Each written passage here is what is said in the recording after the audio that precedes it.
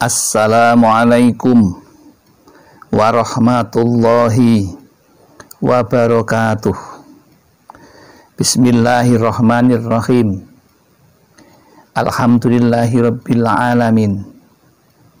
Wa bihi nasta'inu ala umurid dunya waddin.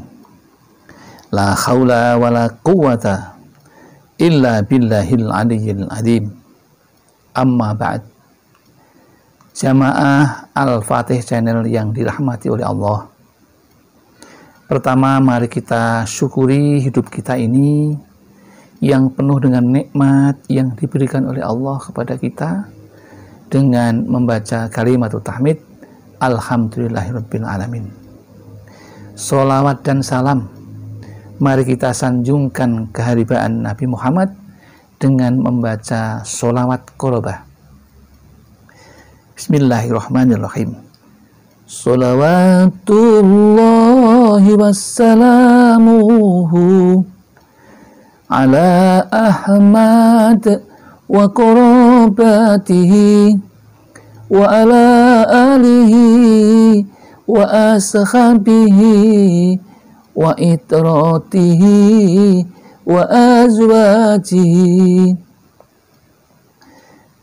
Selanjutnya, izinkan kami untuk bersilaturahim kepada saudara-saudaraku untuk berbagi ilmu dengan harapan ilmu itu akan bermanfaat dan membawa berkah dalam kehidupan kita ini. Adapun ilmu yang ingin kami bagikan adalah kisah nyata pengamal sholawat Jibril yang dulu awal hidupnya terlunta-lunta, banyak ujian, sekarang jadi miliarder. Ini kisah nyata seorang sarjana. Begitu ia selesai sekolah dan menamatkan kesarjanaannya, ia kemudian mencari pekerjaan dengan lamaran ke sana kemari. Namun ternyata gelar sarjana tidak menjamin mudah untuk mendapatkan pekerjaan. Setelah ke sana kemari tidak pernah ada panggilan, melamar ke sana tidak ada panggilan, akhirnya dia pun hampir putus asa. Di tengah keputusasaan itu muncullah hidayah Allah subhanahu wa ta'ala. Kemudian ia mendapatkan ijazah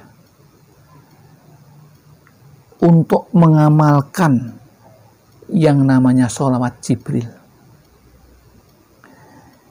Beliau diberitahu, seorang sarjana ini, sholawat Jibril itu pendek. Jadi kalau kamu sedang usaha apapun bisa diamalkan.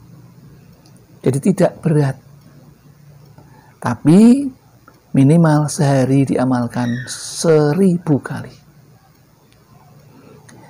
Kemudian makin lama tumbuhlah kepercayaan dirinya setelah mengamalkan sholawat Jibril tersebut tiap harinya. Kepercayaan dirinya mulai tumbuh, kemudian motivasinya semakin terbangkitkan dan azam hatinya, kebulatan tekad hatinya untuk mendapatkan rezeki menjadi menyala-nyala. Mulailah ia menuju ke pasar yang satu dan ke pasar yang lain. Entah dari mana Allah memberikan petunjuk. Saat itu dia memasok bahan kebutuhan di pasar-pasar. Jodoh tidak kemana kalau memang tidak dicari, tidak usah dicari, ternyata jodoh akan didapatnya. Kemudian hatinya dia tertambat kepada seorang gadis Namun cobaan luar biasa karena familinya ada yang tidak setuju. Mengingat dia hanya seorang sales,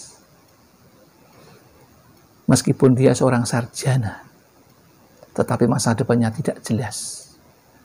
Maka saudaranya ada yang melarangnya. Namun tekad itu tidak menyurutkan.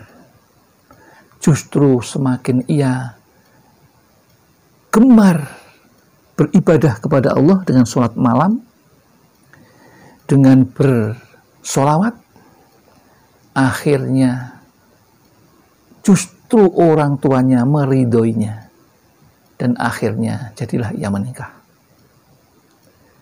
Tetapi justru di awal karirnya, dia pun ingin menjaga citra dirinya. Kemudian ia membeli sepeda motor dengan tentu uang pinjaman dari sebuah bank. Tapi begitu dia mengawali menggunakan sepeda motor itu, justru malah petaka yang didapatnya. Entah dari mana datangnya cobaan itu, tiba-tiba dia ketika sedang menjalankan roda bisnisnya kecil-kecilan itu, menjadi sales itu, dia menabrak seseorang yang sudah tua, dan dengan peristiwa kecelakaan itu, orang yang ditabraknya itu meninggal dunia. Tentu tidak ringan ini mengurusnya. Maka diuruslah kecelakaan itu, namun dia sia-sia. Bahkan ia hampir dipenjara. Maka setiap malam selalu bersolawat dan berzikir sholat malam. Akhirnya mendapatkan petunjuk, ternyata ada saudaranya yang juga bisa membantunya. Dia seorang polisi yang berbaik hati. Kemudian Allah memberikan petunjuk, ternyata yang tadinya dimungkinkan akan dipenjara itu dengan kasusnya karena menghilangkan nyawa seseorang, tetapi keluarganya dengan ridho, ikhlas menyatakan mencabut tuntutannya, tidak akan menuntut apa-apa. Kematian seseorang sudah digariskan oleh Allah, penyebabnya melalui kecelakaan, menerima. Maka itu pun menjadi suatu kebahagiaan yang luar biasa. Dia sempat menangis karena tidak bisa mengatasi itu. Karena harus didenda yang tidak sedikit dendanya. Tapi Allah memberikan petunjuk lagi-lagi. Sehingga orang tuanya mendapatkan rezeki dan akhirnya bisa memberikan bisaroh, bebungah, ya, hadiah kepada keluarganya. Dan sampai sekarang menjadi hubungan keluarga yang baik. Tetapi setelah itulah, semakin dia percaya dengan pertolongan Allah, semakin yakin dengan amalan sholawat Jibrilnya, sehingga ia semakin semangat untuk mengamalkannya. Kemudian lama-kelamaan jalan bisnisnya. Dari tadinya menjadi sales, meningkat menjadi agen. Setelah menjadi agen, ia meningkat lagi menjadi bosnya. Dia sekarang sudah tidak menjadi sales lagi, dia menjadi agen, kemudian dia menjadi manajer di bisnisnya sendiri bersama dengan istrinya. Dan luar biasa, dalam jangka 5 tahun sudah bisa membeli mobil. Kemudian lama-kelamaan mobilnya diganti dengan mobil yang bagus. Ya, awalnya Suzuki Cherry, sudah baik. Kemudian diganti dengan mobil Avanza. Kemudian membeli lagi mobil Suzuki Grand Vitara. Kemudian membeli lagi Daihatsu Xenia. dan membeli lagi untuk keperluan bisnisnya. Sekarang punya mobil pribadi yang sangat mentereng, Toyota Yaris. Tidak berhenti di situ. Dia diberikan rezeki yang banyak, bisa membeli tanah saudaranya, tetangganya. Sekarang dia mempunyai